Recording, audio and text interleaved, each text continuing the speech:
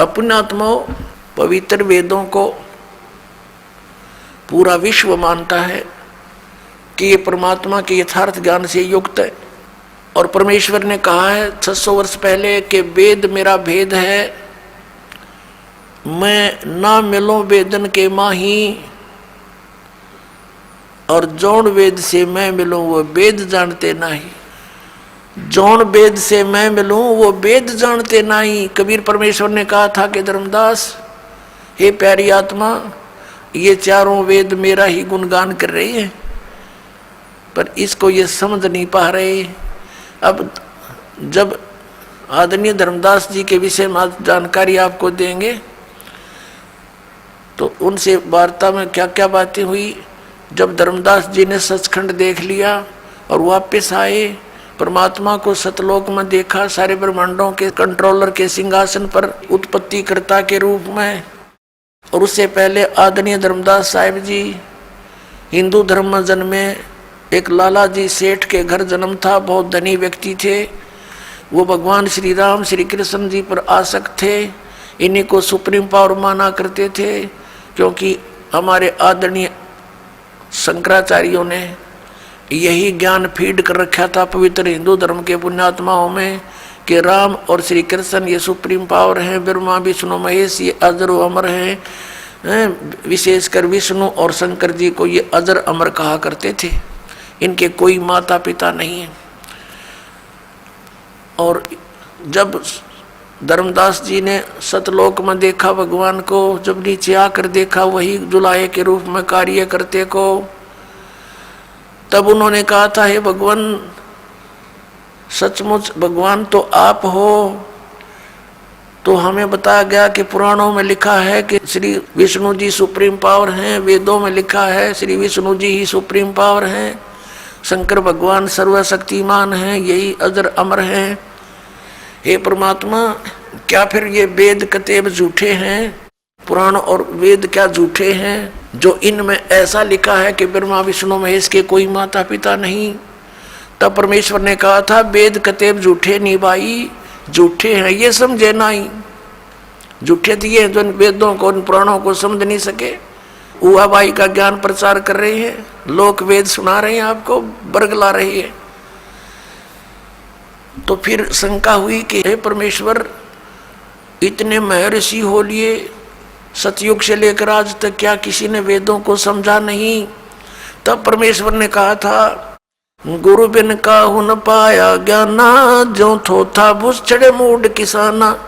गुरु बिन वेद पढ़े जो प्राणी, समझे न सार रहे अज्ञानी। कि भाई गुरु बिन काहू न पाया ज्ञाना, जो थोथा बुझ चढ़े मूड किसाना। मूर्ख व्यक्ति थोथे बुझ पर लठ मारे जा, उसको कूटता रहे, उसमें क्या हासिल होगा? तो इसी प्रकार ये थोथा भूस कूट रहे थे सभी ऋषि महर्षि, जैसे कल आपको दिखाया था सत्संग में, रूबरू करा था उन पुराणों के, जिसमें ब्रह्मा विष्णु महेश नासवान है, वो स्वयं स्वीकार करते हैं हमारी जन्म मृत्यु होती है। तो परमात्मा ने कहा था, गुरु बिन काहू न पाया ज्ञाना, जो थोथा भूस छड़े मूड किसाना। और गुरु बिन वेद पढ़े जो प्राणी, समझे ना सार रहे अज्ञानी। तो ये सभी अज्ञानी रहे अभी तक। परमात्मा आए थे गुरु रूप में, वो गुरु थे, वो सतगुरु थे। अब नकली गुरु घने हो गए, इसलिए सतगुरु कहना पड़ा। अब नकली सतगुरु भी नरे हो गए, तो अब सतगुरु की पहचान कराने के लिए ये प्रमाण दिखाने पड़ रहे हैं दास को कि हो इन सतगुरु। ये नकली सतगुरु, इन कख का पता नहीं, नाम धर रहे सतगुरु जगत गुरु। तो पुण्यात्माओं, अब आप स्वयं शिक्षित हो गए और स्वयं हम निर्णय करेंगे परमात्मा कौन है, कैसा है। हम किसी की लोकवेद पर आधारित अब नहीं रहेंगे, बतेरे दिन रह लिए। अब ये सारी भूमिका जो दास ने बनाई है, वेदों ने प्रमाणित कर दिया, वो परमात्मा अच्छी आत्माओं को आकर मिलता है, उनको ज्ञान देता है, यथार्थ ज्ञान देता है। तो इससे सिद्ध हो गया कि पहले उनके पास ज्ञान नहीं था, इसलिए तो यथार्थ ज्ञान देने भगवान आए स्वयं। ना तो वेद किताब पढ़ने वाले बहुत ज्यादा थे, तो सदग्रंथों को वो समझे नहीं, उनको समझाने के लिए ही परमात्मा आते हैं। तो परमेश्वर ने कहा था, गोता मारूं स्वर्ग में जा बैठूं पाताले, कह कबीर ढूंढता फिरूं अपने हीरे मोती लाल। परमेश्वर ने कहा था कि गोता मारूं स्वर्ग में और नीचे जा बैठूं पाताल, अपने हीरे मोती अच्छे अच्छे लालों को ढूंढता फिर रहा हूं। और फिर क्या बताया है कि जो जन मेरी शरण है ताका हूं मैं दास, गेल गेल लाग्या फिरूं जब तक धरती आकाश।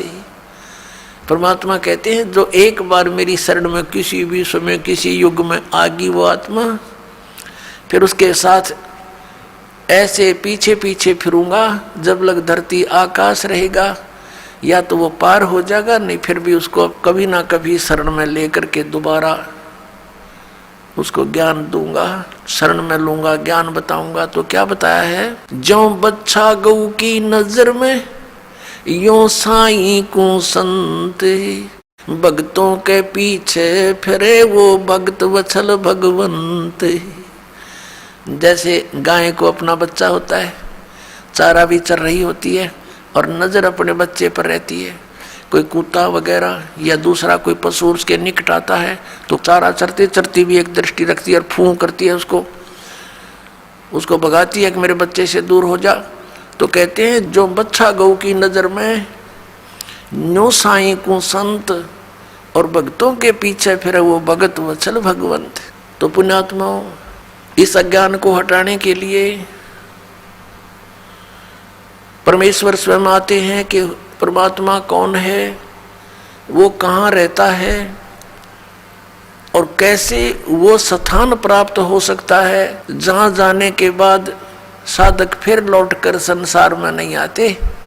अब आप जी ने देख लिया वेद क्या गवाही देते हैं कि वो परमात्मा अपने उस तीसरे मुक्ति धाम में वहाँ रहता है, वहाँ से चलकर आता है, अच्छी आत्माओं को मिलता है और उनको ज्ञान देता है। उसी आधार से ये गुण है उस परमात्मा के, वो ऐसी लीला करता है।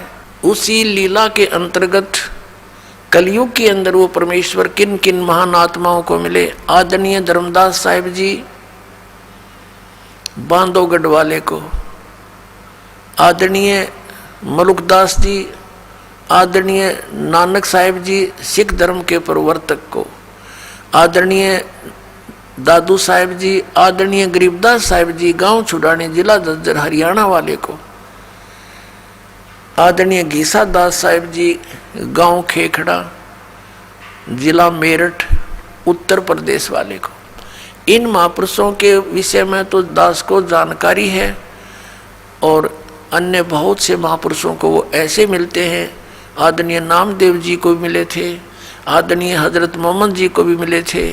हजरत मोहम्मद जी ने परमात्मा के ज्ञान को स्वीकारा नहीं था, बाकी सभी महापुरुषों ने परमात्मा के ज्ञान को स्वीकारा था। अब क्या कहते हैं, हम मोहम्मद को वहाँ ले गए, कबीर परमेश्वर कहते हैं सतलोक ले गए, इच्छा रूपी वहाँ नहीं रहो, उल्ट मोहम्मद मैल पठाया, गुज बीरज एक कलमा लाया, रोजा बंग नमाज दई रे, बिस्मल की नई बात कही रे।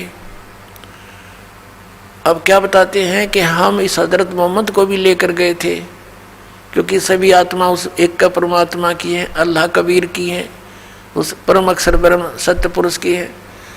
वो चाहते हैं कि अच्छी आत्माएं जिनके पीछे काफ़ी लोग लगे हुए हैं उनको और सच्चाई बता दूं तो ये उनको समझा देंगे और जल्दी मेरे शरण में ले आएंगे।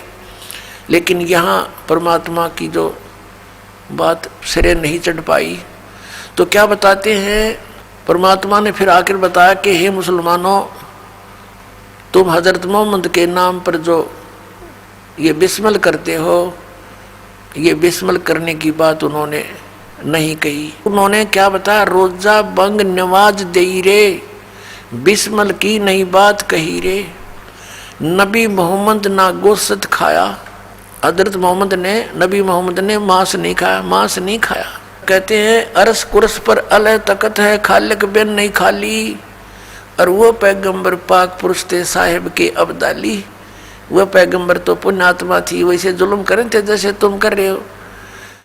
मांस खाते हो, गऊ काट दी, जोटे की टालना, बकरे खा लिए, मुर्गे खा लिए, हैं, उनको दीदार कहाँ है? जो काटते हैं गला बिराना, दूसरे का गला काटते हैं, उनको काम परमात्मा मिलेगा। नबी मोहम्मद नमस्कार है कि नबी मोहम्मद आदरणीय महापुरुष थे और राम रसूल कहाया, वो भगवान का अल्लाह का दूत कहलाया। और 1,80,000 को सौगंध जिन नहीं कर चलाया। हजरत मोहम्मद जी के 1,80,000 अनुयायी हुए थे उस समय, और वो पाक साफ थे, सब बुराइयों से दूर थे, ब्याज तक भी नहीं लेते थे, वो किसी के साथ खून खराबा नहीं करते थे, ये मना किया हुआ था, उन्होंने सिद्धांत बना रखा था। नबी मोहम्मद नमस्कार है, राम रसूल कहाया, 1,80,000 को सौगंध जिन नहीं कर चलाया। अरस कुरस पर अल्लाह तकत है, खालिक बिन नहीं खाली। और वो पैगंबर पाक पुरुष थे साहिब के अब्दाली, वो तो परमात्मा की कृपा पात्र थे, उन्होंने ऐसा जुल्म नहीं किया। तो परमात्मा कहते हैं मोहम्मद को हम वहां ले गए, इच्छा रूपी वहां नहीं रहे हो, उल्ट मोहम्मद महल पठाया, गुज बीरज एक कलमा लाया, रोजा बंग नमाज दई रे, बिस्मल की नहीं बात कही रे। कहते मारी गौ शब्द के तीरम, ऐसे होते मोहम्मद पीरम। और शब्द फेर जवाई, वो जीव रखा हंसा रखा, गोसत नहीं बाख्या, ऐसे पीर मोहम्मद भाई। कि हजरत मोहम्मद ऐसे सिद्धि युक्त थे, उन्होंने एक बार शब्द से गाय को मार दिया और शब्द से जीवित कर दिया, उसका मांस नहीं खाया, वो जीवित कर दी थी।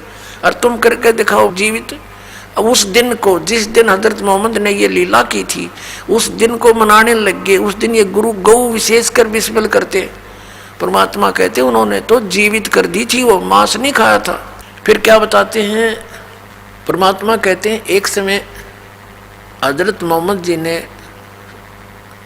वचन से गौ मार दी और जीवित नहीं हो पाई, क्योंकि जो सिद्धियां प्राप्त हुई थी भगवान से, वो उसकी 1-2 करामात दिखाने से फेल होगी। तो कहते फिर हम मोहम्मद याद किया रे। परमात्मा कहते हैं फिर हजरत मोहम्मद ने मुझे याद किया। जब ये जीव अपने सामर्थ्य से हार लेता है तो परमात्मा को याद करता। जब हम मोहम्मद याद किया रे और शब्द स्वरूपी हम बेग गया रे, मुई गऊ हमने बेग जवाई, तब मोहम्मद का निश्चय आई।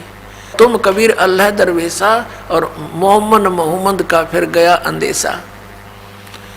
हजरत मोहम्मद से जब गाय जीवित नहीं हुई तब कहते हैं हम अल्लाह अकबर को पुकारा, तो शब्द स्वरूपी हम बेग गया रे। हम तुरंत गए लेकिन अन्य को दिखाई नहीं दे रहे थे, हजरत मोहम्मद को दिखाई दे रहे थे। और वो गाय हमने जीवित कर दी तो सामने खड़े लोगों को यही भ्रम रहा कि हजरत मोहम्मद जी ने गाय फिर जीवित कर दी। लेकिन उस दिन हजरत मोहम्मद के ये विश्वास हुआ कि अल्लाह अकबर, कि अल्लाह कबीर ही है।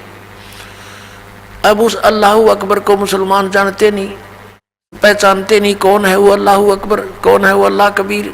इसी प्रकार झांकी वे कबीर की नानक की तीवा, वह सिक्का का गड़पड़ी कौन छुटावे था। सतलोक के अंदर नानक साहब जी को परमात्मा लेकर गए थे, वहां जाकर देखा कबीर साहब की झांकी नजारा सतलोक का। फिर उसमें काशी के अंदर एक धानक रूप में, जुलाए रूप में कार्य करते देखा। फिर कहा था वाहे गुरु वाहे गुरु वाहे गुरु, वो ये तो वो गुरु है, वाह गुरु वाह वाह वाह, माने वाह धन्य धन्य, ये तो सच्चा सचमुच पूर्ण गुरु है। अब सिखों को पता नहीं कि वो आदरणीय नानक साहिब जी ने किसको कहा था वाहे गुरु। तो ये सारा ज्ञान अब आपके रूबरू होगा और सब मानव इसको समझेगा और फिर सच्चाई को ग्रहण करेगा, क्योंकि हम भगवान के लिए भटक रहे हैं।